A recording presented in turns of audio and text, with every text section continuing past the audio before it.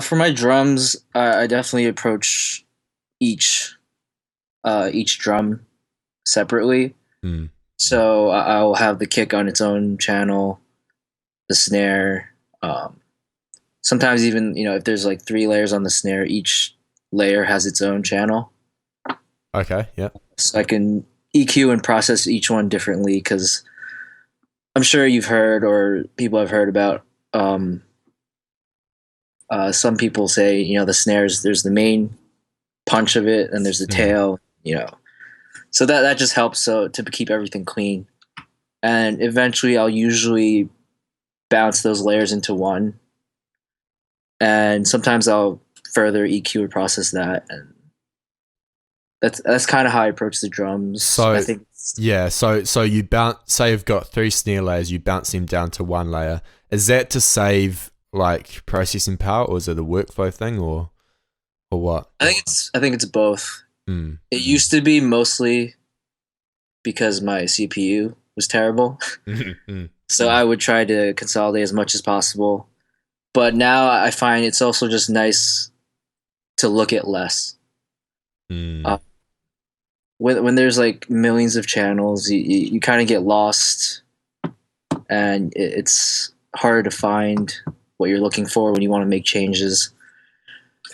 So I find it easier when I bounce stuff down to certain things to audio and certain layers. It just helps keep it clean, easy to work with.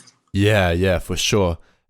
So with your drums, do you do any sort of bus processing or group processing, or is it completely individual?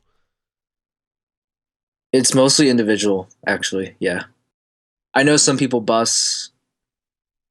I'll usually do like sends. I'll do like the same reverb on most of my hats or percussion.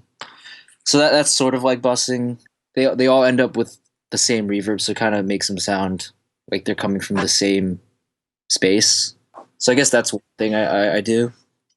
What kind of settings, basic settings, would you use on that reverb?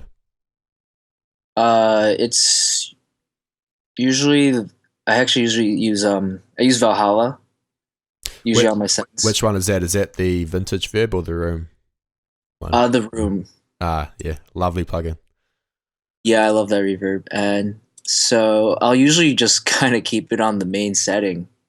Hmm. I should probably play around with that. Hey, it obviously works, man.